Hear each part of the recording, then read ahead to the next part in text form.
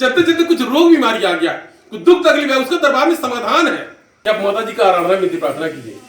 श्रीमद् देवी भागवत की कथा में वैसा वर्णित है, कहा यार जब जब वही धर्म की हानि बाढ़े अधवसुर तब तब मात मनुष्य धरई। जब जब धरती पर धर्म घटा, जब जब धरती पर अत्याचार दुराचार बढ़ा, दैत्यों दानवों ने हाहाकार मचाया, जगदम्बा ने विभिन्न रूप कभी राम रूप में, कभी कृष्ण रूप में, कभी राधा रूप में जगदम्बा महावीर धरा पर अवतार लेकर के उनका वध किया और धरती पर धर्म की रक्षा की। इसलिए आरती में कहा जा, राम कृष्ण तू सीता ब्रज रानी राधा, मैं तू ही राधा, तू ही रानी, तू ही माता, तू ही सब कुछ, इस प्रकार से कहा जाता है। तो कुल मिला करके स्वयं जगदनी जगदम्बा महामाया सर्वज्ञ है। तो देवी भागवत कथा में आया जिस प्रकार से देवताओं की भी माता जी का आराधना विनती प्रार्थना करने की आवश्यकता पड़ी। जब जब आवश्यकता पड़ा, धरती पर धर्म घटा, देवताओं ने जगदम्बा महामाया का आराधना विनती स्तुति प्रार्थना किया और जगदम्बा ने धरा पर प्रकट होकर के धर्म की रक्षा की।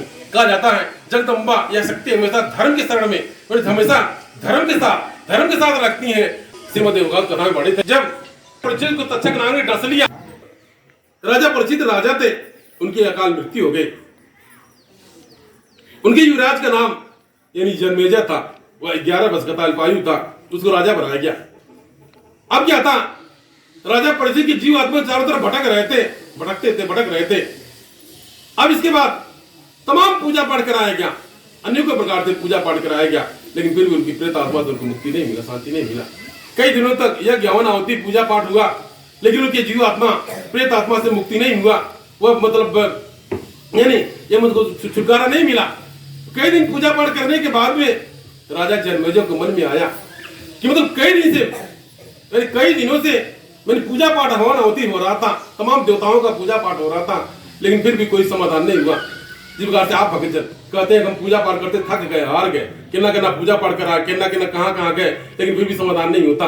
उसी प्रकार से राजा जन्मेजय अल्पायु में मतलब बालक था, वो था, उसके मन में आया, उन्होंने व्यास जी से पूछा कभी आपने तमाम भगवानों का पूजन कराया, सबको भगवान कहा जाता, भगवान ब्रह्मा, भगवान विष्णु, भगवान शिव, सबको भगवान कहा जाता है। अब हमें उसकी कथा सुनाइए, उसका पूजन कराइए जिसने भगवान को जन्म दिया, किसने पूरे ब्रह्मांड को बनाया, जीव जंतु पक्षी नरवानी किसको बनाया, अब उसका पूजन कराइए, उसका कथा श्रवण कराइए। तब जाकर के व्यास जी ने कहा ये मुझको भी स्वयं से ये मुझको भी सही ढंग से मुझको भी ये विदित नहीं।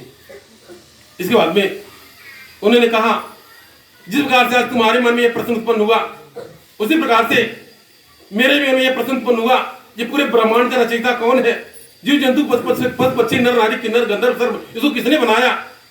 तब जाकर के मैं एकांत में जाकर के चिंतन करने लगा, यानी व्यास जी एकांत में चिंतन करने लगे। इसके उपरांत नारद जी नारायण करते हुए जा रहे थे, व्यास जी को एकांत में बैठे देख करके, चिंतन करते हुए देख करके वो नीचे आए, उन्होंने कारण पूछा, नारद जी ने कारण पूछा, कारण क्या है, क्या बात है, जितनी दुखी क्यों है। तब जाकर के व्यास जी ने कहा मेरे मन में एक जिज्ञासा उत्पन्न हुआ कि पूरे ब्रह्मांड का रचयिता कौन है, पूरे ब्रह्मांड को किसने बनाया, जीव जंतु पक्षी नर नारी किन्नर गंधर्व किसने बनाया। मुझे जिज्ञासा हो रही है, मुझे इसके विषय में जानकारी करने की आवश्यकता पड़ रही है। तब जाकर के नारद जी ने कहा यह भी मुझको स्वयं से नहीं, मुझको यह नहीं पता। इसी प्रकार से आज आपके मन में यह प्रश्न उत्पन्न हुआ, उसी प्रकार से मेरे मन में कई प्रश्न उत्पन्न हुआ, और मैं इस व्यथा और दुख समस्या यानी अपने इस व्यथा को लेकर के काफी चिंतित परेशान था। और मैं भगवान ब्रह्मा जी के पास पहुंचा।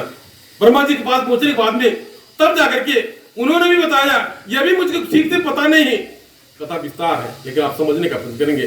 ब्रह्मा जी ने भी बताया कि अभी मुझको भी यह पता नहीं, जहां तक मुझे जहां तक ज्ञात है, जब हमने अपने आप को पाया एक कमल के पुष्प पर बैठा हुआ पाया, और तब जाकर के जिस प्रकार आपने देखा होगा कि भगवान विष्णु सोए हुए हैं, उनके नाभि से कमल का डंठल गया हुआ है, और कमल के फूल पर भगवान ब्रह्मा जी मतलब आसन लगाए हुए हैं।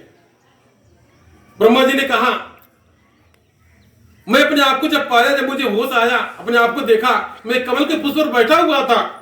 अब क्या था, तब जाकर गुरु ने माता आसक्ति जगदम्बा महामाया की महिमा का वर्णन किया कि वो आसक्ति सर्वज्ञ है, जगजननी जगदम्बा महामाया सर्वज्ञ है, वो घर घर में कड़कड़ में आकाश पाताल पृथ्वी व्याप्त है। उनका पूजा पाठ करने से जीव जंतु पशु पक्षी नर नारी किन्नर गंधर्व हर कुछ तर जाते हैं। उनकी भक्ति करने से मनु को सद्गति प्राप्त होती है, मोक्ष मिलता है, कल्याण की प्राप्ति होती है, मनु की कामना भावनाओं की पूर्ति होती है। ऐसा तब जाकर बताया गया। व्यास जी ने राजा जन्मेजय को बताया कि जगदम्बा ही सर्वज्ञ है, वही घड़गड़ में कड़कड़ में आकाश पाताल पृथ्वी व्याप्त है। जगदम्बा का ही चरण पूजने से, जगदम्बा की भक्ति करने से, जगदम्बा महामाया का आराधना विधि स्तुति करने से मुक्ति मोक्ष और कल्याण की प्राप्ति हो सकती है। ऐसा करके के तब जाकर राजा जनमेजय को जगदम्बा महामाया का पूजन कराया गया। जनमेजय राजा ने पूजन किया, जगदम्बा महामाया का आराधना विधि प्रार्थना किया गया और तब जाकर के राजा परीक्षित के जो जीव आत्मा प्रेत आत्मा बनकर के भटक रहे थे उनसे उनको मुक्ति मिला और उनको कल्याण हुआ। तो मेरे कहने का तात्पर्य है कि उसी प्रकार से आप भक्तजन भी दरबार में लगे हैं, इसलिए आपको माता जी का पूजन बताया जाता है। माता जी का आराधना विधि प्रार्थना, माता जी का चरण पकड़िए, माता जी का आराधना विधि प्रार्थना। माता जी पर कुछ है या नहीं है, सब शक्ति सर्वज्ञ है, शक्ति सर्वज्ञ हर किसी के अंदर व्याप्त है।